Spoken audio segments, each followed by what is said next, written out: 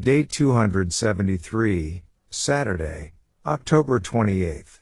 1 Samuel 8. 1 Samuel 8 1-22 NKJV. Now it came to pass when Samuel was old that he made his sons judges over Israel.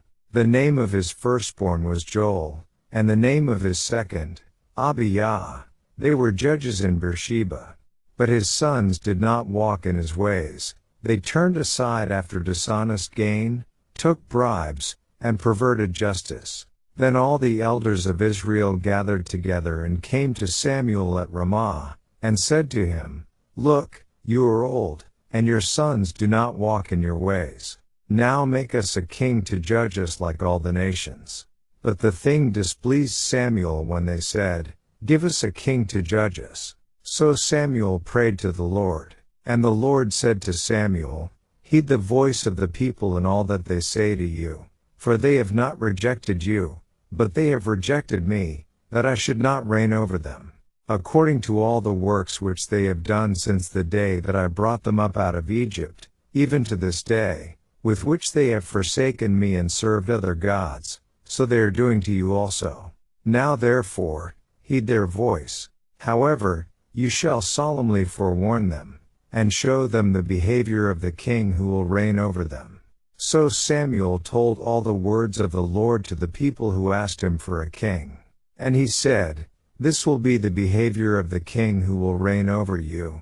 He will take your sons and appoint them for his own chariots and to be his horsemen, and some will run before his chariots. He will appoint captains over his thousands and captains over his 50s, will set some to plow his ground and reap his harvest, and some to make his weapons of war and equipment for his chariots. He will take your daughters to be perfumers, cooks, and bakers, and he will take the best of your fields, your vineyards, and your olive groves, and give them to his servants. He will take 1/10 of your grain and your vintage, and give it to his officers and servants. And he will take your male servants, your female servants, your finest young men, and your donkeys, and put them to his work. He will take 1/10 of your sheep, and you will be his servants. And you will cry out in that day because of your king whom you have chosen for yourselves, and the Lord will not hear you in that day. Nevertheless the people refused to obey the voice of Samuel, and they said, No, but we will have a king over us, that we also may be like all the nations, and that our king may judge us and go out before us and fight our battles. And Samuel heard all the words of the people, and he repeated them in the hearing of the Lord. So the Lord said to Samuel, Heed their voice, and make them a king. And Samuel said to the men of Israel, Every man go to his city. Daily Deep Dive, the UCG reading program states, But as Samuel gets older, Israel's faith begins to waver again. Samuel's sons are not righteous. It is interesting to note, however, that Samuel's grandson, Joel's son Haman, becomes one of the chief musicians in David's time. See 1 Chronicles 6:32-33, 15:16-19. The people, or at least the elders, verse 4, worry about what will happen to them when Samuel dies, and decide that what they really need is a human king like those ruling and leading the nations around them. God had anticipated this years earlier. See Deuteronomy 17:14-20. But he as Samuel described to them the problems inherent in having a human king, which they either don't believe or think they can endure. The problem is that Israel already had a king, ever since the time of Moses and the Exodus, around 1445 BC, when Israel became a true nation.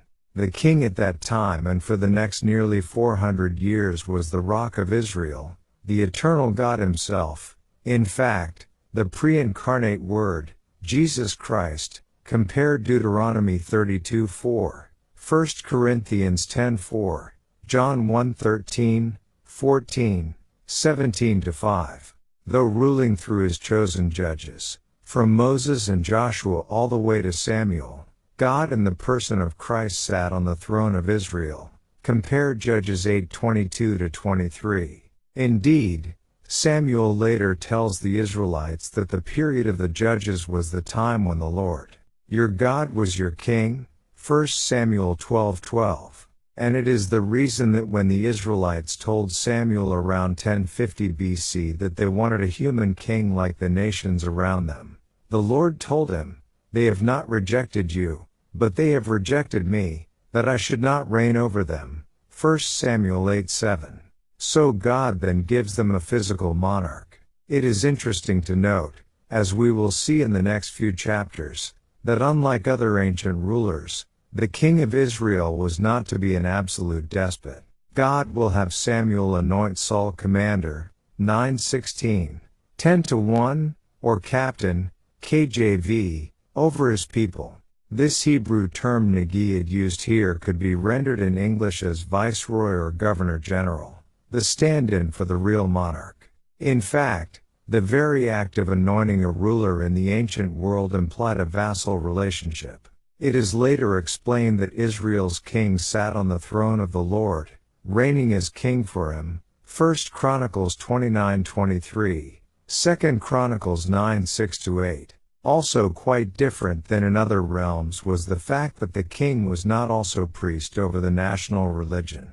Furthermore, in other countries, kings made law and were thus above it. But in Israel, God's prophet will explain the rights and duties of the kingship, 1 Samuel 10:25, NRSV. The ruler was subject to the law, see Deuteronomy 17:14-20. Essentially, the Almighty set up a constitutional limited monarchy, in which he would send a prophet as his representative to the king to give him his report card. And, verse 3, like so much of mankind, the power and position went to their head.